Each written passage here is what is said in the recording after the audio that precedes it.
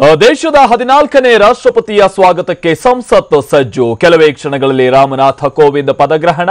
ಇಂದಿನಿಂದ ಕೋವಿಂದ್ ದರ್ಬಾರ್ ಆರಂಭ.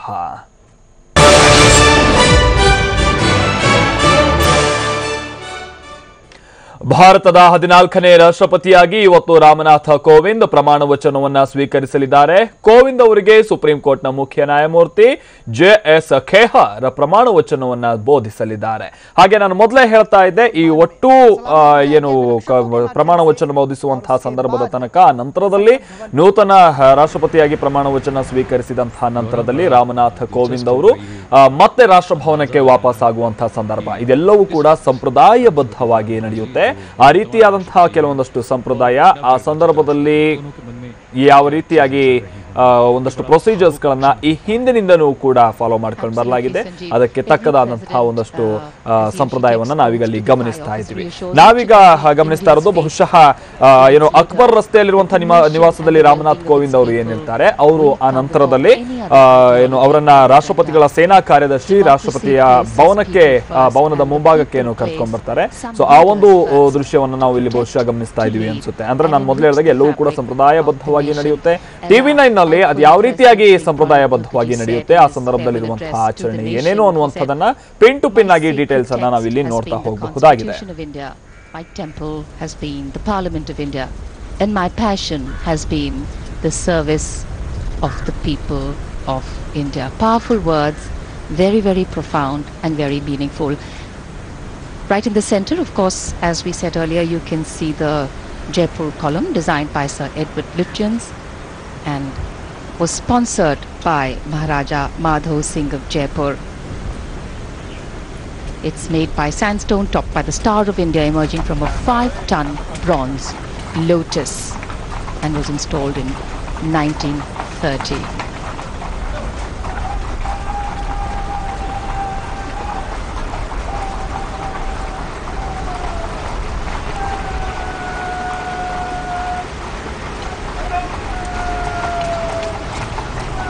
भारतीय गणराज्य जिसमें राष्ट्रपति का निर्वाचन प्रत्यक्ष रूप से ऐसे निर्वाचन मंडल द्वारा किया जाता है, जिसमें संसद के दोनों सदनों के निर्वाचित सदस्य और राज्यों की विधानसभाओं के निर्वाचित सदस्य होते हैं। भारत के राष्ट्रपति हालांकि संसद के अंग होते हैं, लेकिन वो दोनों में से किसी भी सदन में ना तो बैठते हैं ना उनकी चर्चाओं में भाग लेते हैं। संसद से संबंधित उन्हें कुछ ऐसे संवैधानिक कृत्य हैं जिनका निर्वहन करना होता है। राष्ट्रपति समय समय पर संसद के दोनों सदनों को बैठक के लिए आमंत्रित करते हैं और जो बात बार बार कही जाती है, रेखांकित की जाती है, संविधान की रक्षा करना, उसका संरक्षण करना, ये महत्वपूर्ण कर्तव्यों में से एक। और इस पद को ऐसी कई महान विभूतियों ने सुशोभित किया है। ನಾವೀಗ ಇಲ್ಲಿ ಗಮನಿಸ್ತಾ ಇರುವಂತದ್ದು, ನಾನು ಮೊದಲೇ ಹೇಳ್ತಾ ಇದ್ದೆ, ಅಂದ್ರೆ ರಾಮನಾಥ್ ಕೋವಿಂದ್ ಅವರು ರಾಷ್ಟ್ರಪತಿ ಭವನದ ಆವರಣಕ್ಕೆ ಅವರು ಬರೋದಕ್ಕಿಂತ ಮುನ್ನ ಅವರು ಅಕ್ಬರ್ ರಸ್ತೆಯಲ್ಲಿರುವಂತಹ ಒಂದು ನಿವಾಸದಲ್ಲಿರ್ತಾರೆ. ಸೊ ಅವರನ್ನ ಈಗ ರಾಷ್ಟ್ರಪತಿ ಭವನದ ಆವರಣಕ್ಕೆ ಕರೆತರ್ತಾ ಇರುವಂತಹ ಸಂದರ್ಭ. ಅಂದ್ರೆ ಅಲ್ಲಿ ಅವರನ್ನ ರಾಷ್ಟ್ರಪತಿಗಳ ಸೇನಾ ಕಾರ್ಯದರ್ಶಿ ರಾಷ್ಟ್ರಪತಿಯ ಭವನದ ಮುಂಭಾಗಕ್ಕೆ ಕರೆತರಲಿದ್ದಾರೆ. ಸೊ ಆ ಒಂದು ಸಂದರ್ಭವನ್ನ ನಾವಿಲ್ಲಿ ಗಮನಿಸ್ತಾ ಇದ್ವಿ. ಆ ನಂತರದಲ್ಲಿ ಅವರನ್ನ ಈಗ ನಿರ್ಗಮಿತ ರಾಷ್ಟ್ರಪತಿ ಪ್ರಣಬ್ ಮುಖರ್ಜಿ ಅವರು ಅವರನ್ನ ಜಾಯಿನ್ ಆಗ್ತಾರೆ. ಬಹುಶಃ ಈಗ ಆಲ್ರೆಡಿ ಅವರು ಜಾಯಿನ್ ಆದ ಅವರನ್ನ ಸೇರಿದ್ದಾರೆ ಅಂತ ಅನ್ಸುತ್ತೆ. ಸೊ ಆ ನಂತರದಲ್ಲಿ ಈ ಹಿಂದೆ ಸಂಪೂರ್ಣವಾಗಿ ಒಂದು ರೀತಿ ಸಾರೋಟಿನಲ್ಲಿ ಅವರನ್ನ ಕರ್ಕೊಂಡು ಹೋಗ್ಲಾಗ್ತಾ ಇತ್ತು ಸಂಸತ್ ಭವನಕ್ಕೆ. ಈಗ ಕರ್ಕೊಂಡು ಹೋಗ್ತಾ ಇರುವಂತಹ ಸಂಸತ್ ಭವನಕ್ಕೆ ಕರ್ಕೊಂಡು ಹೋಗುವಂತಹ ಸಂದರ್ಭ. ಹಾಗೆ ಆ ಸಂಸತ್ ಭವನಕ್ಕೆ ಕರ್ಕೊಂಡು ಹೋಗುವಂತಹ ಸಂದರ್ಭದಲ್ಲಿ ಮುಂಚೆ ಸಾರೋಟಿನಲ್ಲಿ ಕರ್ಕೊಂಡು ಹೋಗ್ಲಾಗ್ತಾ ಇತ್ತು. ಆದ್ರೆ ಈ ಸಂದರ್ಭದಲ್ಲಿ ಈಗಿನ ಕಾಲಘಟ್ಟಕ್ಕೆ ತಕ್ಕಂತೆ ಕಾರ್ನಲ್ಲಿ ಕರ್ಕೊಂಡು ಹೋಗಲಾಗುತ್ತೆ. ಹಾಗೆ ಇಲ್ಲೂ ಕೂಡ ಒಂದು ವಿಶೇಷತೆ ಇರುತ್ತೆ. ಇಲ್ಲಿ ನಿರ್ಗಮಿತ ರಾಷ್ಟ್ರಪತಿ ಪ್ರಣಬ್ ಮುಖರ್ಜಿ ನಿಯೋಜಿತ ರಾಷ್ಟ್ರಪತಿ ರಾಮನಾಥ್ ಕೋವಿಂದ್ ಅವರನ್ನ ಕರ್ಕೊಂಡು ಹೋಗುವಂತ ಸಂದರ್ಭದಲ್ಲಿ ಕೂರುವಂತಹ ಸಂದರ್ಭದಲ್ಲಿ, ಅಂದ್ರೆ ಆ ಕಾರಿನಲ್ಲಿ ಅಥವಾ ಸಾರೋಟಿನಲ್ಲಿ ಕೂರುವಂತಹ ಸಂದರ್ಭದಲ್ಲೂ ಕೂಡ ಒಂದಷ್ಟು ಸಂಪ್ರದಾಯವನ್ನ ಇಲ್ಲಿ ಪಾಲನೆ ಮಾಡಲಾಗುತ್ತೆ. ಅದೇನಂದ್ರೆ ಈಗ ರಾಷ್ಟ್ರಪತಿ ಭವನದಿಂದ ಸಂಸತ್ ಭವನಕ್ಕೆ ಕರ್ಕೊಂಡು ಹೋಗುವಂತಹ ಸಂದರ್ಭದಲ್ಲೂ ಕೂಡ ಇಲ್ಲಿ ನಿರ್ಗಮಿತ ರಾಷ್ಟ್ರಪತಿ ಪ್ರಣಬ್ ಮುಖರ್ಜಿ ಅವರು ತಮ್ಮ ಕಾರ್ನ ಎಡಭಾಗದಲ್ಲಿ ಕೂತಿರ್ತಾರೆ, ಬಲಭಾಗದಲ್ಲಿ ಅಲ್ಲಿ ನಿಯೋಜಿತ ರಾಷ್ಟ್ರಪತಿ ರಾಮನಾಥ್ ಕೋವಿಂದ್ ಅವರು ಕೂತಿರ್ತಾರೆ. ಅದರ ಅರ್ಥ ಏನಂತಂದ್ರೆ ರಾಷ್ಟ್ರಪತಿ ಆದಂತವರು ಎಡಭಾಗದಲ್ಲಿ ಕೂತಿರ್ತಾರೆ ಅನ್ನುವಂಥದ್ದು ಅದಕ್ಕೆ ಸೂಚಕವಾದಂತೆ ಅವರು ಎಡಬದಿಯಲ್ಲೇ ಕೂತಿರ್ತಾರೆ. ಸೊ ಅದಾಗಿ ಆ ನಂತರದಲ್ಲಿ ಅಲ್ಲಿ ಪದಗ್ರಹಣ ಎಲ್ಲ ಆದ ನಂತರದಲ್ಲಿ ಮತ್ತೆ ನಿರ್ಗಮಿತ ರಾಷ್ಟ್ರಪತಿ ಪ್ರಣಬ್ ಮುಖರ್ಜಿ ಅವರು ಆ ನಂತರದಲ್ಲಿ ಪ್ರಮಾಣ ವಚನ ಸ್ವೀಕಾರ ಆದ ನಂತರದಲ್ಲಿ ರಾಮನಾಥ್ ಕೋವಿಂದ್ ಅವರನ್ನ ಕರ್ಕೊಂಡ್ ಬರ್ತಾರೆ. ಆ ಸಂದರ್ಭದಲ್ಲಿ ರಾಮನಾಥ್ ಕೋವಿಂದ್ ಅವರು ಆ ಕಾರ್ನ ಎಡಭಾಗದಲ್ಲಿ ಕೂತಿರ್ತಾರೆ. ಅಲ್ಲೂ ಕೂಡ ಬದಲಾವಣೆಗಳಾಗುತ್ತೆ. ಪ್ರತಿಯೊಂದು ಕೂಡ ಇಲ್ಲಿ ಈ ಹಿಂದೆ ಇದ್ದಂತಹ ಶಿಷ್ಟಾಚಾರದ ರೀತಿಯಲ್ಲೇ ನಡೆಯೋದು ಬಹಳ ವಿಶೇಷ. ಹಾಗೆ ರಾಷ್ಟ್ರಪತಿಗಳ ಅಂಗರಕ್ಷಕ ಪಡೆ ಏನಿದೆ ಅವರೀಗ ಸಾರೋಟಿನ ರೀತಿಯಲ್ಲಿ, ಅಂದ್ರೆ ಈಗ ಮೊದಲೇ ಹೇಳಿದಾಗೆ ಈಗಿನ ಕಾಲಘಟ್ಟಕ್ಕೆ ತಕ್ಕಂತೆ ಕಾರ್ನಲ್ಲಿ ಕರ್ಕೊಂಡು ಹೋಗ್ಲಾಗ್ತಾ ಇರುವಂತದ್ದು ಸಂಪೂರ್ಣವಾದಂತಹ ಎಲ್ಲಾ ರೀತಿಯಾದಂತಹ ಸಿದ್ಧತೆಗಳು ಕೂಡ ಆಗಿದೆ. ಸೊ ಅದು ಸಂಸತ್ ಭವನದಲ್ಲಾಗಿರ್ಬೋದು, ರಾಷ್ಟ್ರಪತಿ ಭವನದಲ್ಲಾಗಿರ್ಬೋದು. ಸೊ ಈಗ ಒಂದು ರೀತಿಯಾದಂತಹ ಐತಿಹಾಸಿಕ ಕ್ಷಣ ಕೂಡ ಹೌದು ಭಾರತದ ಮಟ್ಟಿಗೆ. ಯಾಕಂತಂದ್ರೆ 14ನೇ ರಾಷ್ಟ್ರಪತಿಯಾಗಿ ಇಲ್ಲಿ ರಾಮನಾಥ್ ಕೋವಿಂದ್ ಅವರು ಪ್ರಮಾಣ ವಚನವನ್ನು ಸ್ವೀಕರಿಸುವಂತಹ ಸಂದರ್ಭ ಇದ್ದು ಇಡೀ ದೇಶವೇ ಈ ರೀತಿಯಾದಂತಹ ಒಂದು ಕಾರ್ಯಕ್ರಮವನ್ನ ಎದುರು ನೋಡ್ತಾ ಇರುತ್ತೆ.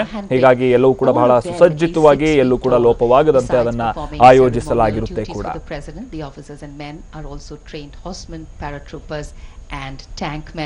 The regiment is in action in Chushul in 1962, in the Western Theatre in 1965, and in Operation Pavan, Sri Lanka in 1988.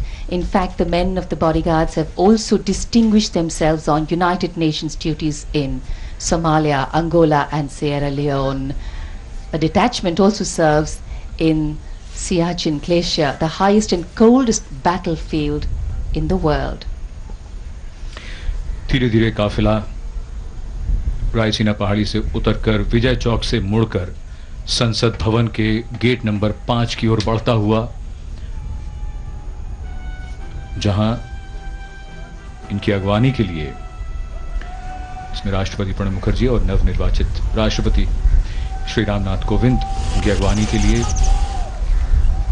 उपराष्ट्रपति और राज्यसभा के सभापति, लोकसभा अध्यक्ष, प्रधानमंत्री और अन्य गण्यमान्य व्यक्ति वहां उपस्थित होंगे.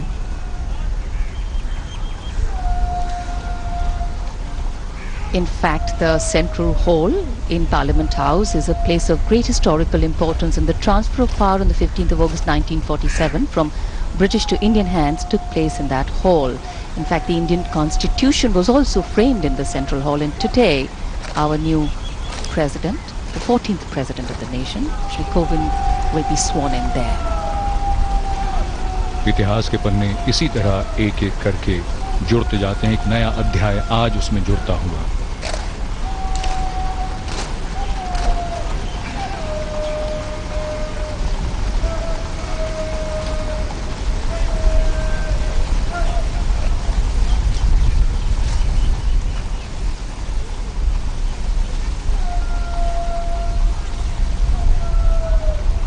गौरव, एक नई शुरुआत जो प्रणब मुखर्जी ने राष्ट्रपति रहते हुए जो की, कि तब तक राष्ट्रपति के लिए महामहिम शब्द का इस्तेमाल किया जाता, उन्होंने परंपरा बदलकर फिर उसको माननीय उन्होंने तब्दील किया. Right, and that was the most beautiful part of the president's tenure. He was a president, but also understood the institution and beautifully understood the current context of how the world is changing and so many things need to change. And here we're giving you a long shot of the limousine along with the president's bodyguard going into the gate at Parliament House. काफिला संसद भवन के द्वार से आगे बढ़ता हुआ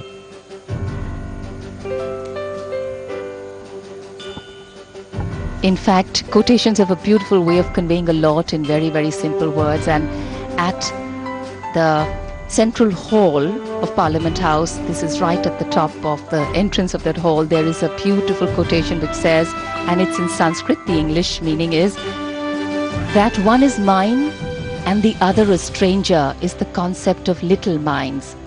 But to the large-hearted, the world itself is their family. This truly epitomizes what India has always stood for,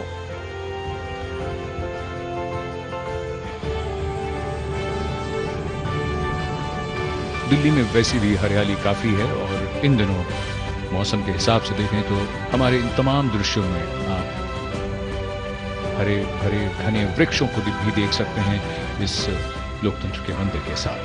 so ಇಲ್ಲಿ ಮೊದಲೇ ಹೇಳಿದಾಗೆ ಎಲ್ಲವೂ ಕೂಡ ಪಕ್ಕಾ ಶಿಷ್ಟಾಚಾರದ ಪ್ರಕಾರವಾಗಿ ನಡೆಯುತ್ತೆ. ಸರಿಯಾಗಿ 11:30 ಸಂದರ್ಭದಲ್ಲಿ ಏನು ನಿಯೋಜಿತ ರಾಷ್ಟ್ರಪತಿ ರಾಮನಾಥ್ ಕೋವಿಂದ್ ಅವರು ತಮ್ಮ ಮನೆಯಿಂದ ಅಂದ್ರೆ ಅಲ್ಲಿ ಅಕ್ಬರ್ ರಸ್ತೆಯಲ್ಲಿ 10 ಅಕ್ಬರ್ ರಸ್ತೆಯಲ್ಲಿ ಅವರಿಗೆ ಒಂದು ನಿವಾಸವನ್ನ ನೀಡಲಾಗಿರುತ್ತೆ. ಅಲ್ಲಿಂದ ರಾಷ್ಟ್ರಪತಿ ಭವನಕ್ಕೆ ಅವರು ಆಗಮಿಸ್ತಾರೆ. ರಾಷ್ಟ್ರಪತಿ ಭವನಕ್ಕೆ ಆಗಮಿಸುವಂತಹ ಸಂದರ್ಭದಲ್ಲಿ ರಾಷ್ಟ್ರಪತಿಗಳ ಸೇನಾ ಕಾರ್ಯದರ್ಶಿ ಅವರನ್ನ ರಾಷ್ಟ್ರಪತಿ ಆವರಣದ ಮುಂಭಾಗಕ್ಕೆ ಬರಮಾಡಿಕೊಳ್ತಾರೆ. 11:30ಕ್ಕೆ ಇದು. ಅಲ್ಲಿಂದ 11:50ಕ್ಕೆ ಅಂದ್ರೆ ಸರಿಯಾಗಿ 10 ನಿಮಿಷಗಳ ಹಿಂದೆ ರಾಮನಾಥ್ ಕೋವಿಂದ್ ಅವರು ಜೊತೆಗೆ ಪ್ರಣಬ್ ಮುಖರ್ಜಿ ಅವರು ಇಬ್ಬರು ಕೂಡ ಪಾರ್ಲಿಮೆಂಟ್ಗೆ ಹೊರಡ್ತಾರೆ. ನಾವಿಲ್ಲಿ ಗಮನಿಸ್ತಾ ಇರೋದು ಆ ಕಾರ್ನಲ್ಲಿ ಈಗ ನಿಯೋಜಿತ ರಾಷ್ಟ್ರಪತಿ ರಾಮನಾಥ್ ಕೋವಿಂದ್, ನಿರ್ಗಮಿತ ರಾಷ್ಟ್ರಪತಿ ಪ್ರಣಬ್ ಮುಖರ್ಜಿ ಇಬ್ಬರು ಕೂಡ ಸಂಸತ್ ಭವನದ ಕಡೆಗೆ ತೆರಳುತ್ತಾ ಇರುವಂತದ್ದು. ಈಗ ಸಂಸತ್ ಭವನದ ಆವರಣಕ್ಕೆ ಅವರು ಎಂಟ್ರಿ ಕೊಟ್ಟಿದ್ದಾರೆ. ಕೂಡ ದೇಶದ 14ನೇ ರಾಷ್ಟ್ರಪತಿಯಾಗಿ ಇನ್ನು ಕೆಲವೇ ಕ್ಷಣಗಳಲ್ಲಿ ಪ್ರಮಾಣ ವಚನವನ್ನು ಸ್ವೀಕರಿಸಲಿರುವಂತಹ ರಾಮನಾಥ್ ಕೋವಿಂದ್ ಅವರು ನಾವಿಲ್ಲಿ ಗಮನಿಸ್ತಾ ಇದ್ದಂತೆ ಅವರೀಗ ಸಂಸತ್ ಭವನದ ಒಳಗೆ ಎಂಟ್ರಿಯನ್ನ ಕೊಡ್ತಾ ಇದ್ದಾರೆ. ಹಾಗೆ ಅಲ್ಲಿಂದ ನೇರವಾಗಿ ಸೆಂಟ್ರಲ್ ಹಾಲ್ ಕಡೆಗೆ ಅವರು ತೆರಳುತ್ತಾರೆ. ಆ ಸಂದರ್ಭದಲ್ಲಿ ಅವರನ್ನ ಬರಮಾಡಿಕೊಳ್ಳೋದಕ್ಕೂ ಕೂಡ ಎಲ್ಲಾ ರೀತಿಯಾದಂತಹ ಶಿಷ್ಟಾಚಾರದ ರೀತಿಯಾಗಿ ಎಲ್ಲಾ ರೀತಿಯಾದಂತಹ ಸಿದ್ಧತೆಗಳು ಕೂಡ ನಡೆಯುತ್ತೆ. ಹಾಗೆ ಪ್ರಣಬ್ ಮುಖರ್ಜಿ ಅವರು ಕೂಡ ಈ ಸಂದರ್ಭದಲ್ಲಿ राष्ट्रपति प्रणब मुखर्जी का संसद भवन परिसर में ये आखिरी ಸಂಸತ್ ಭವನದ ಒಳಗೆ ಎಂಟ್ರಿ ಕೊಡ್ತಾ ಇದ್ದಾರೆ. सम्मान में सलामी दी जाएगी.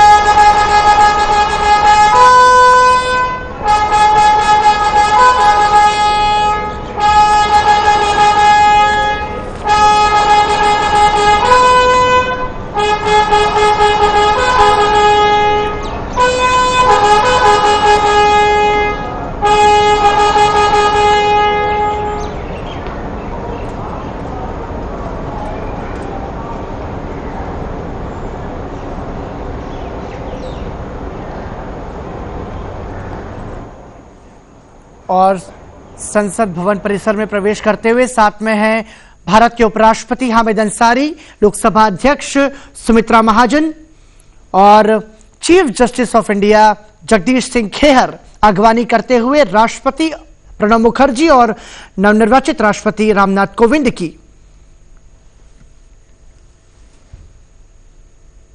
और यहां से सीधे संसद भवन परिसर के केंद्रीय कक्ष में पहुंचेंगे।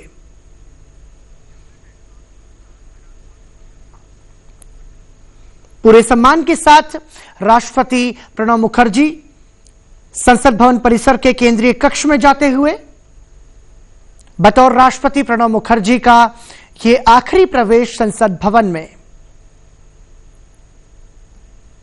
14वें राष्ट्रपति के रूप में नवनिर्वाचित राष्ट्रपति रामनाथ कोविंद शपथ ग्रहण करेंगे और उसके बाद भारत के राष्ट्रपति के रूप में अगले 5 सालों तक अपनी सेवाएं रामनाथ कोविंद देंगे।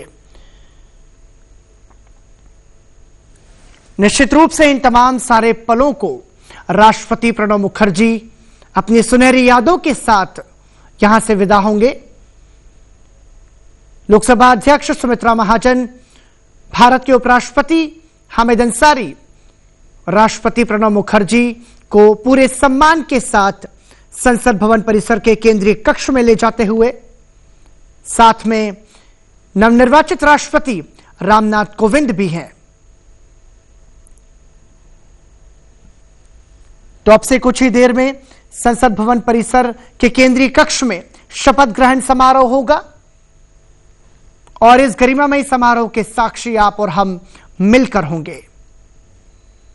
तुरही बजाकर यह संदेश संसद भवन परिसर के केंद्रीय कक्ष में दिया गया है कि अब राष्ट्रपति संसद भवन परिसर के केंद्रीय कक्ष में प्रवेश कर रहे हैं, लिहाजा उनके सम्मान में संसद भवन परिसर के केंद्रीय कक्ष में मौजूद प्रधानमंत्री, विभिन्न राज्यों के मुख्यमंत्री, लोकसभा और राज्यसभा के सदस्य उनके सम्मान में खड़े होंगे।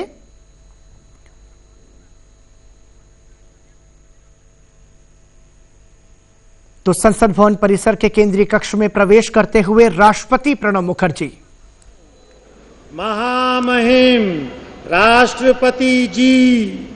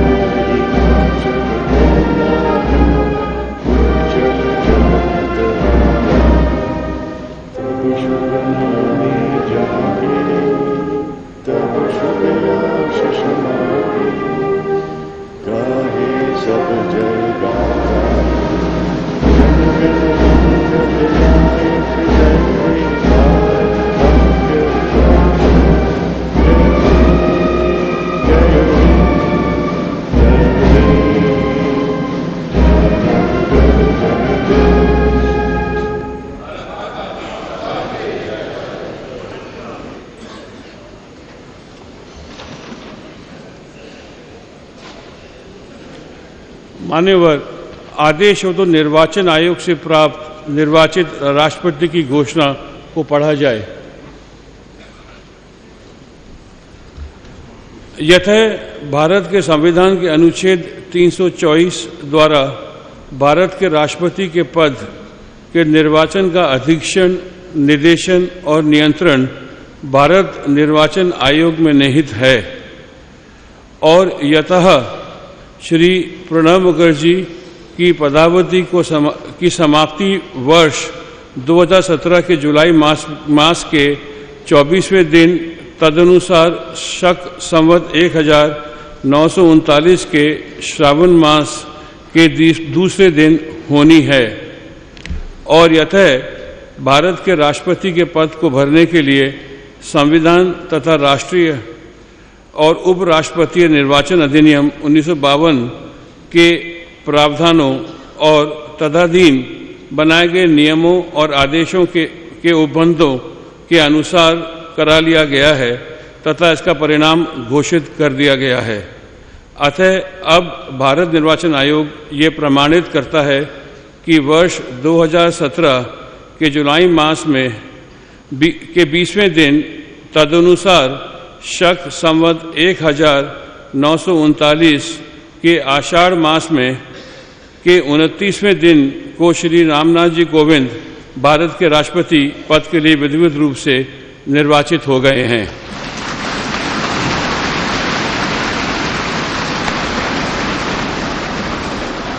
भारत गणराज्य के 68वें वर्ष में हमारे हस्ताक्षर और भारत निर्वाचन आयोग की मोहर से आज वर्ष 2017 के जुलाई मास के 20वें दिन तदनुसार शक संवत 1939 के आषाढ़ मास के 29वें दिन को जारी किया गया।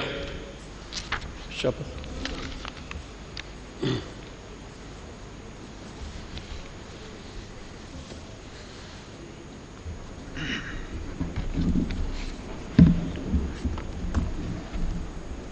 मैं ईश्वर की शपथ लेता हूं कि रामनाथ कोविंद ईश्वर की शपथ लेता हूं कि मैं श्रद्धापूर्वक भारत के राष्ट्रपति के पद का कार्यपालन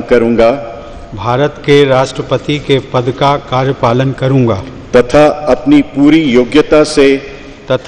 पूरी योग्यता से संविधान और विधि का परिरक्षण, संरक्षण और प्रतिरक्षण करूंगा और मैं भारत की जनता की सेवा और कल्याण में निरत रहूंगा।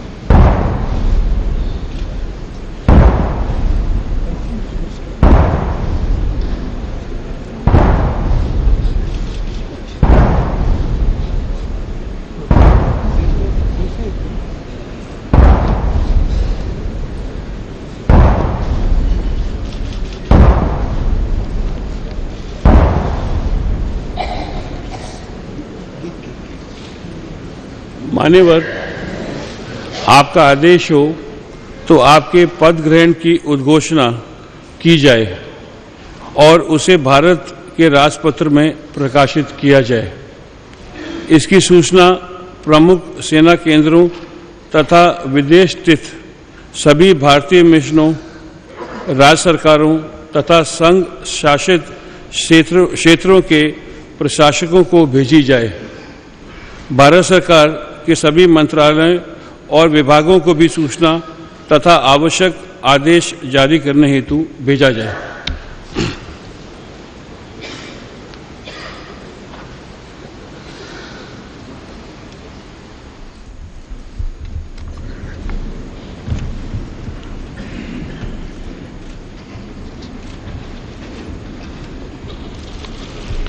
आदरणीय श्री प्रणब मुखर्जी जी, श्री हामिद अंसारी जी, श्री नरेंद्र मोदी जी, श्रीमती सुमित्रा महाजन जी, न्यायमूर्ति श्री JS खेहर जी, एक्सेलेंसीज, संसद के सम्मानित सदस्यगण, देवियों, सज्जनों और मेरे देशवासियों,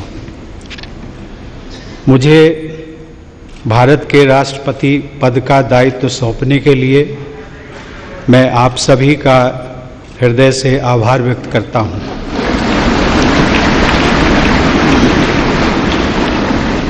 मैं पूरी विनम्रता के साथ इस पद को ग्रहण कर रहा हूं। यहाँ सेंट्रल हॉल में आकर मेरी कई पुरानी स्मृतियां ताज़ा हो गई हैं। मैं संसद का सदस्य रहा हूं और इसी सेंट्रल हॉल में मैंने आप में से कई लोगों के साथ विचार विनिमय किया है। कई बार हम सहमत होते थे, कई बार असहमत, लेकिन इसके बावजूद हम सभी ने एक दूसरे के विचारों का सम्मान करना सीखा। यही लोकतंत्र की खूबसूरती है। मैं एक छोटे से गांव में मिट्टी के घर में पला बढ़ा हूँ। मेरी यात्रा बहुत लंबी रही है, लेकिन ये यात्रा अकेले सिर्फ मेरी नहीं रही है, हमारे देश और हमारे समाज की भी यही गाथा रही है। हर चुनौती के बावजूद हमारे देश में संविधान की प्रस्तावना में उल्लिखित न्याय, स्वतंत्रता, समानता और बंधुत्व के मूल मंत्र का पालन किया जाता है और मैं इस मूल मंत्र का सदैव पालन करता रहूँगा। मैं इस महान राष्ट्र के 125 करोड़ नागरिकों को नमन करता हूँ और उन्होंने मुझ पर जो विश्वास जताया है उस पर खरा उतरने का मैं वचन देता हूँ। मुझे इस बात का पूरा एहसास है कि मैं doctor Rajendra Prasad, doctor Sarvepalli Radhakrishnan, doctor APJ Abdul Kalam और मेरे पूर्ववर्ती श्री प्रणब मुखर्जी, जिन्हें हम स्नेह से प्रणबदा कहते हैं, जैसी विभूतियों के पद चिन्हों पर चलने जा रहा हूँ। साथियों, हमारी स्वतंत्रता महात्मा गांधी के नेतृत्व में हजारों स्वतंत्रता सेनानियों के प्रयासों का परिणाम थी। बाद में सरदार पटेल ने हमारे देश का एकीकरण किया। हमारे संविधान के प्रमुख शिल्पी बाबा साहब भीमराव अंबेडकर ने हम सभी में मानवीय गरिमा और गणतांत्रिक मूल्यों का संचार किया। वे इस बात से संतुष्ट नहीं थे कि केवल राजनीतिक स्वतंत्रता ही काफ़ी है। उनके लिए हमारे करोड़ों लोगों की आर्थिक और सामाजिक स्वतंत्रता के लक्ष्य को पाना भी बहुत महत्वपूर्ण था। अब स्वतंत्रता मिले 70 वर्ष पूरे होने जा रहे हैं। हम 21वीं सदी के दूसरे दशक में हैं, वो सदी जिसके बारे में हम सभी को भरोसा है कि ये भारत की सदी होगी। भारत की उपलब्धियां ही इस सदी की दिशा और स्वरूप तय करेंगी। हमें एक ऐसे भारत का निर्माण करना है जो आर्थिक नेतृत्व देने के साथ ही नैतिक आदर्श भी प्रस्तुत करे। हमारे लिए ये दोनों मापदंड कभी अलग नहीं हो सकते, ये दोनों जुड़े हुए हैं और इन्हें हमेशा जुड़े ही रहना होगा। साथियों, देश की सफलता का मंत्र उसकी विविधता है। विविधता ही हमारा वो आधार है जो हमें अद्वितीय बनाता है।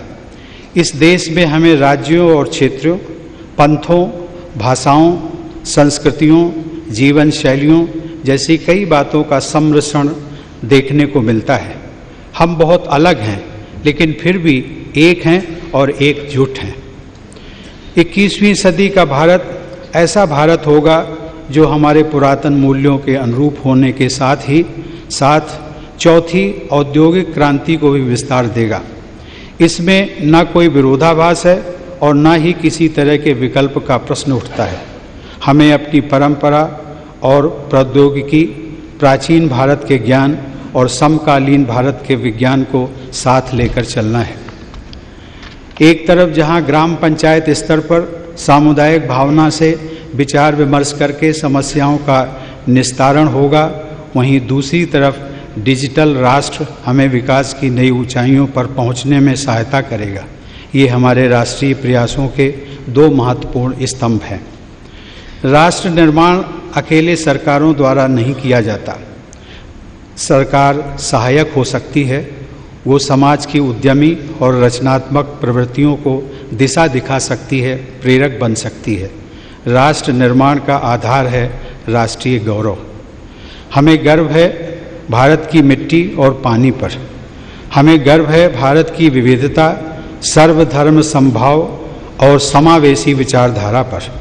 हमें गर्व है भारत की संस्कृति, परंपरा एवं अध्यात्म पर। हमें गर्व है देश के प्रत्येक नागरिक पर।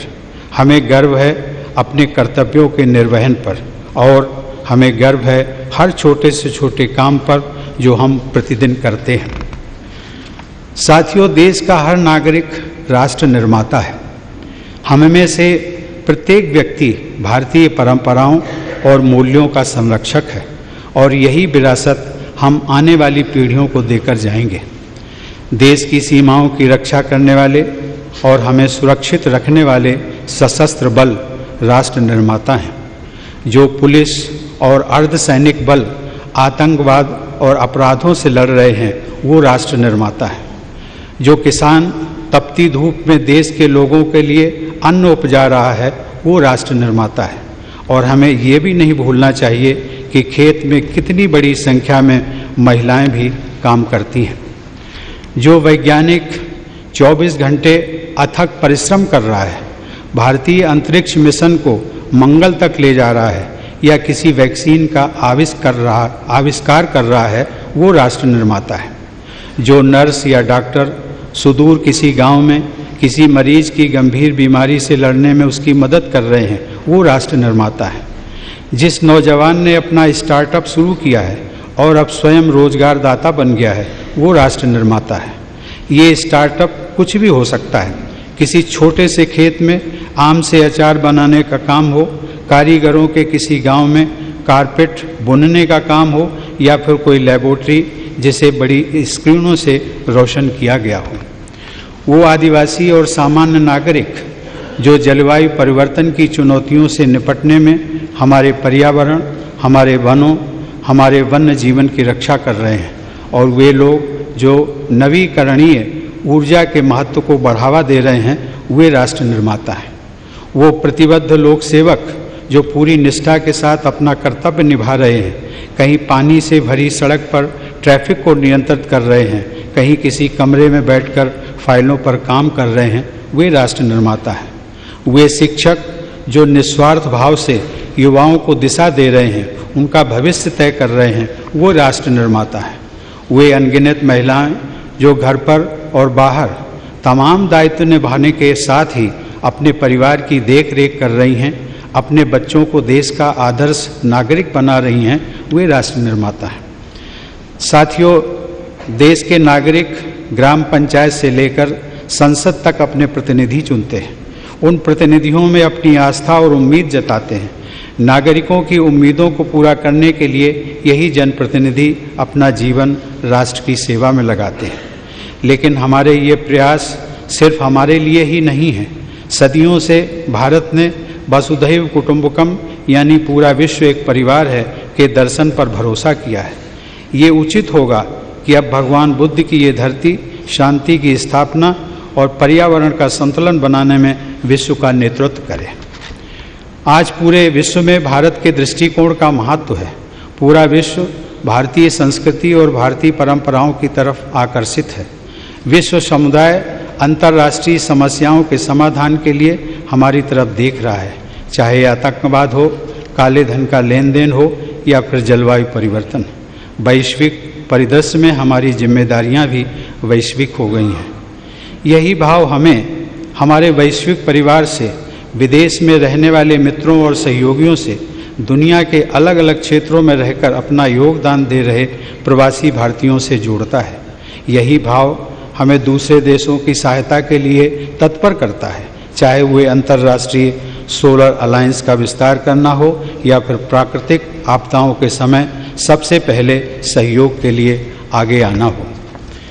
एक राष्ट्र के तौर पर हमने बहुत कुछ हासिल किया है, लेकिन इससे भी और अधिक ज़्यादा करने का प्रयास और बेहतर करने का प्रयास और तेज़ी से करने का प्रयास निरंतर होते रहना चाहिए। ये इसलिए भी महत्वपूर्ण है क्योंकि वर्ष 2022 में देश अपनी स्वतंत्रता के 75वें साल का पर्व मना रहा होगा। हमें इस बात का लगातार ध्यान रखना होगा कि हमारे प्रयास से समाज की आखिरी पंक्ति में खड़े उस व्यक्ति के लिए और गरीब परिवार की उस आखिरी बेटी के लिए भी नई संभावनाएं और नए अवसरों के द्वार खुलें। हमारे प्रयत्न आखिरी गांव के आखिरी घर तक पहुंचने चाहिए। इसमें न्याय प्रणाली के हर स्तर पर तेजी के साथ कम खर्च पर न्याय दिलाने वाली व्यवस्था को भी शामिल किया जाना चाहिए। साथियों, इस देश के नागरिक ही हमारी ऊर्जा का मूल स्रोत है। मैं पूरी तरह आश्वस्त हूँ कि राष्ट्र की सेवा के लिए मुझे इन लोगों से इसी प्रकार निरंतर शक्ति मिलती रहेगी। हमें तेजी से विकसित होने वाली एक मजबूत अर्थव्यवस्था, एक शिक्षित, नैतिक और साझा समुदाय, समान मूल्यों वाले और समान अवसर देने वाले समाज का निर्माण करना होगा।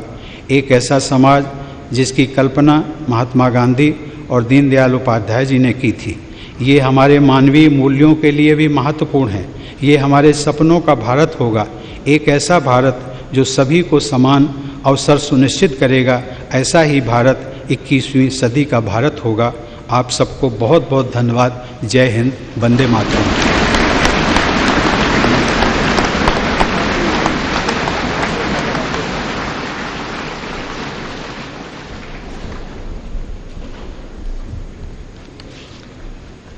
Respected Rashtrapati Ji, you have just addressed the members of Parliament.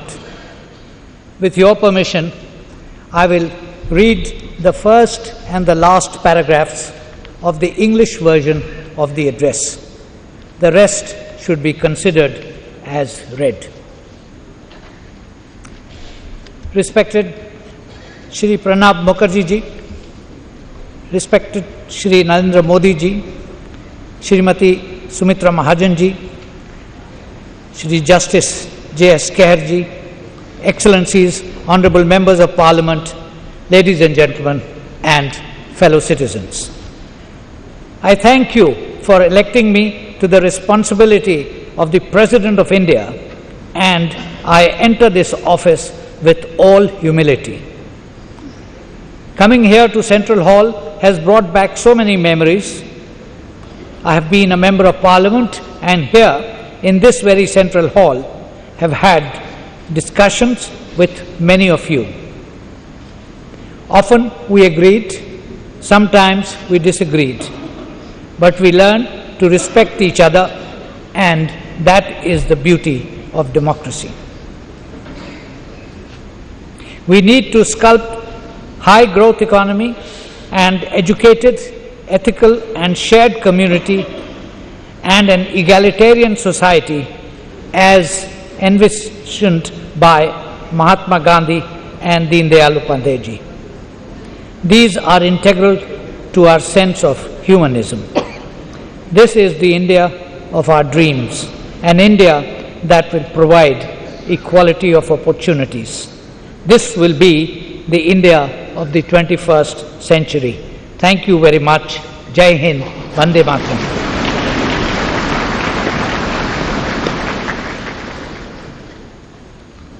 मान्यवर, आपका आदेश हो तो अब समारोह की कार्रवाई समाप्त की जाए।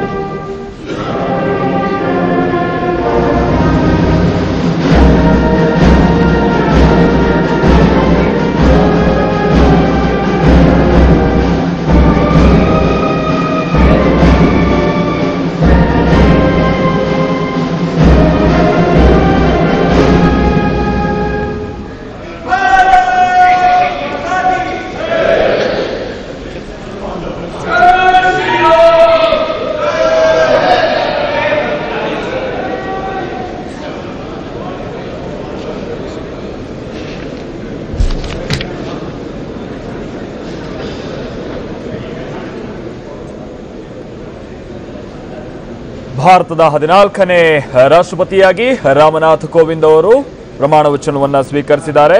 ಸುಪ್ರೀಂ ಕೋರ್ಟ್ನ ಮುಖ್ಯ ಚೀಫ್ ಜಸ್ಟಿಸ್ ಮುಖ್ಯ ನ್ಯಾಯಮೂರ್ತಿ ಜಗದೀಶ್ ಸಿಂಗ್ ಖೇಹರ್ ಅವರಿಂದ ಪ್ರಮಾಣ ವಚನವನ್ನು ಸ್ವೀಕರಿಸಿದ್ರು. ಹಮ್ ಸಬ್ ಏಕ್ ಹೇ ಔರ್ ಏಕ್ ಹಿ रहेंगा, ನಾವೆಲ್ಲರೂ ಕೂಡ ಒಂದಾಗೆ ಇರೋಣ. ಇದು ರಾಮನಾಥ್ ಕೋವಿಂದ್ ಅವರು ಮಾಡಿದಂತಹ ಆ ಮೊದಲ ರಾಷ್ಟ್ರಪತಿಯಾಗಿ ಪ್ರಮಾಣ ವಚನ ಸ್ವೀಕರಿಸಿದ ನಂತರದಲ್ಲಿ ಮಾತನಾಡಿದಂತಹ ಮೊದಲ ಭಾಷಣದಲ್ಲಿ ಉಲ್ಲೇಖ ಮಾಡಿದಂತಹ ಪ್ರಮುಖ ವಿಚಾರ ಹಮ್ ಸಬ್ ಏಕ್ ಹೇ ಔರ್ ಏಕ್ ಹಿ रहेंगा. ಈ ಮುಖಾಂತರವಾಗಿ ದೇಶವನ್ನ ನಾವೆಲ್ಲರೂ ಕೂಡ ಒಗ್ಗಟ್ಟಿನ ಮುಖಾಂತರವಾಗಿ ಅಭಿವೃದ್ಧಿ ಪಥದತ್ತ ಸಾಗಿಸೋಣ ಅನ್ನುವಂತಹ ಮಾತನ್ನ ಬಹಳ ಸ್ಪಷ್ಟವಾಗಿ ಈ ಸಂದರ್ಭದಲ್ಲಿ ಹೇಳಿದ್ರು.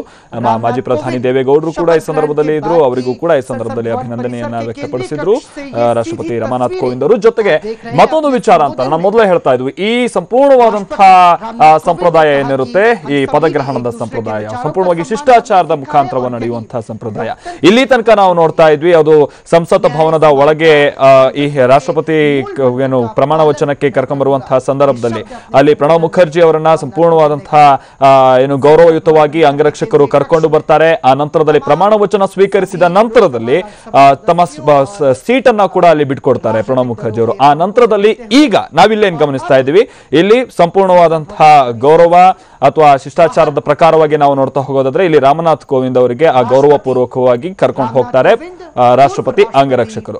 ಹಾಗೆ ನಾವಿಲ್ಲಿ ಮತ್ತೊಂದು ವಿಚಾರ ಅಂತಂದ್ರೆ ಯಾವಾಗ ರಾಷ್ಟ್ರಪತಿಯಾಗಿ ಪ್ರಮಾಣ ವಚನವನ್ನ ರಾಮನಾಥ್ ಕೋವಿಂದ್ ಅವರು ಸ್ವೀಕರಿಸಿದ್ರು 21 ಬಾರಿ ಕುಶಾಲ ತೋಪುಗಳನ್ನ ಸಿಡಿಸಿದ್ರು. ಆ ಶಬ್ದವನ್ನ ಕೂಡ ನಾವು ನೋಡಿದ್ವಿ. ಅಂದ್ರೆ ಹಿಂದಿನ ಕಾಲದ ಸಂದರ್ಭದಲ್ಲಿ ಆಗ ಅಷ್ಟೊಂದು ಪ್ರಚಾರ ಕೂಡ ಸಿಗ್ತಾ ಇರಲಿಲ್ಲ, ಮಾಧ್ಯಮಗಳು ಕೂಡ ಅಷ್ಟರ ಮಟ್ಟಿಗಿರಲಿಲ್ಲ.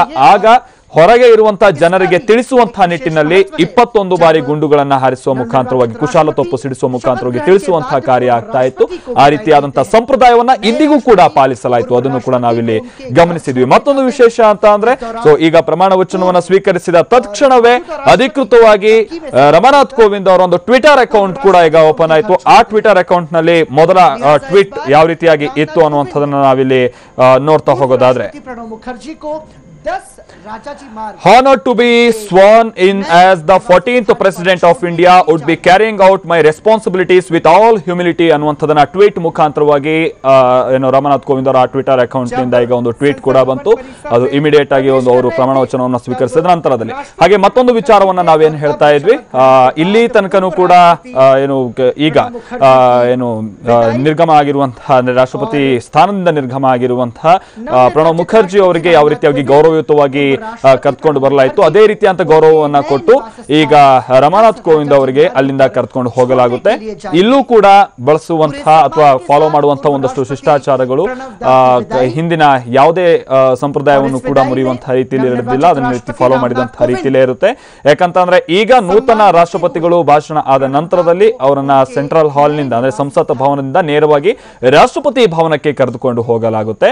ರಾಷ್ಟ್ರಪತಿ ಭವನಕ್ಕೆ ಕರೆದುಕೊಂಡು ಹೋಗುವಂತಹ ಸಂದರ್ಭದಲ್ಲಿ ಅವರು ಕಾರ್ನಲ್ಲಿ ಕುಳಿತುಕೊಳ್ಳುವ ಸ್ಥಾನದಿಂದ ಹಿಡಿದು ರಾಷ್ಟ್ರಪತಿ ಭವನಕ್ಕೆ ಕರೆದುಕೊಂಡು ಹೋಗಿ ಇಡೀ ರಾಷ್ಟ್ರಪತಿ ಭವನ ಹೆಚ್ಚು ಕಡಿಮೆ 300 ಎಕರೆಗೂ ಹೆಚ್ಚಿನ ವಿಸ್ತೀರ್ಣದಲ್ಲಿರುವಂತಹ ರಾಷ್ಟ್ರಪತಿ ಭವನದ ಪರಿಚಯವನ್ನ ಏನಿಲ್ಲಿ ಪ್ರಣವ್ ಮುಖರ್ಜಿ ಅವರು ಮಾಡಿಕೊಳ್ತಾರೆ. ಆ ಸಂದರ್ಭದಲ್ಲಿ ತನಕನೂ ಕೂಡ ಶಿಷ್ಟಾಚಾರವನ್ನ ಅಲ್ಲಿ ಪಾಲಿಸಲಾಗುತ್ತೆ. ಈಗ ನೂತನ ರಾಷ್ಟ್ರಪತಿ ರಾಮನಾಥ್ ಕೋವಿಂದ್ ಅವರನ್ನ ನಿರ್ಗಮಿತ ರಾಷ್ಟ್ರಪತಿ ಪ್ರಣವ್ ಮುಖರ್ಜಿ ಅವರು ರಾಷ್ಟ್ರಪತಿ ಭವನಕ್ಕೆ ಕರೆದುಕೊಂಡು ಹೋಗುವಂತಹ ಸಂದರ್ಭ ಇದು.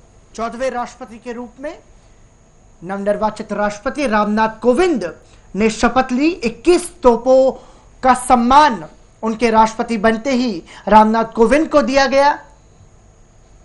Chief justice of India Jagdish Singh Khehar ने नवनिर्वाचित राष्ट्रपति रामनाथ कोविंद को शपथ दिलाई, जिसके बाद रामनाथ कोविंद ने संबोधित किया संसद भवन परिसर के केंद्रीय कक्ष को।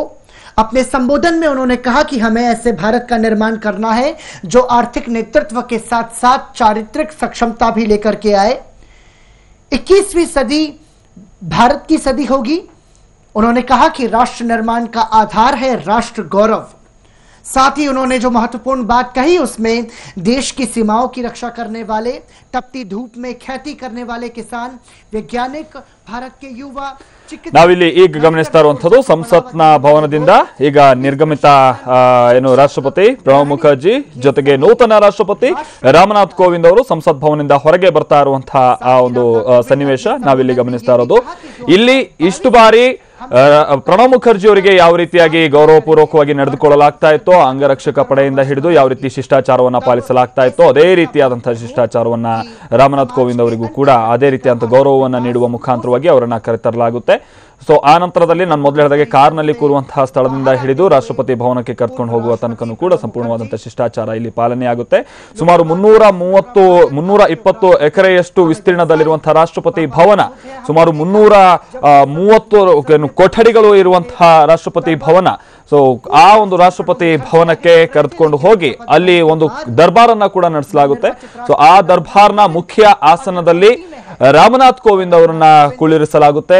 ಆ ಮುಖಾಂತರವಾಗಿ ತದನಂತರದಲ್ಲಿ ಇಡೀ ರಾಷ್ಟ್ರಪತಿ ಭವನವನ್ನ ಪರಿಚಯಿಸುವಂತಹ ಕೆಲಸ ಪ್ರಣಬ್ ಮುಖರ್ಜಿ ಅವರಿಂದ ಆಗುತ್ತೆ. ಆ ಒಂದು ಸನ್ನಿವೇಶವನ್ನ ನಾವಿಲ್ಲೀಗ ಗಮನಿಸ್ತಾ ಇದ್ದೇವೆ.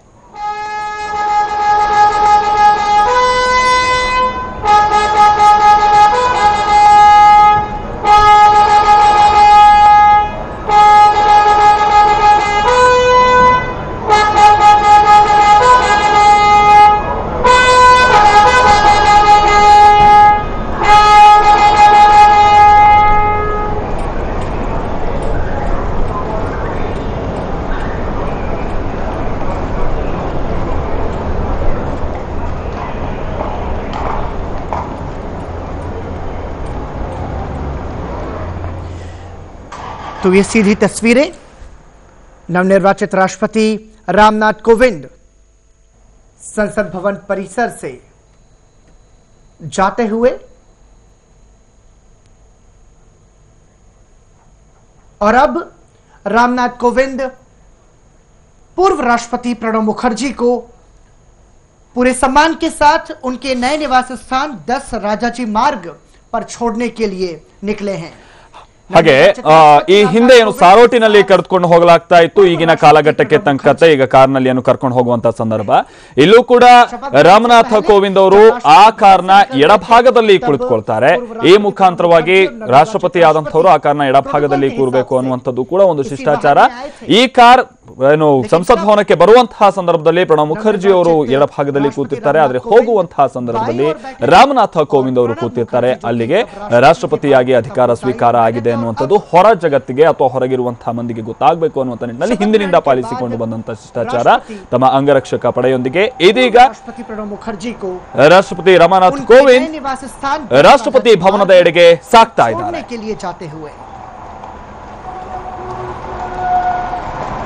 शपथ ग्रहण के बाद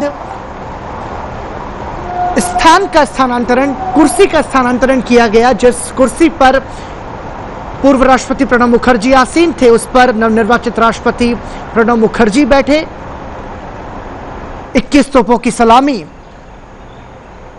नवनिर्वाचित राष्ट्रपति रामनाथ कोविंद के सम्मान में दी गई और उसके बाद अब प्रोटोकॉल के हिसाब से पूर्व राष्ट्रपति को उनके नए निवास स्थान 10 राजाजी मार्ग पर छोड़ने जाते हुए नवनिर्वाचित राष्ट्रपति रामनाथ कोविंद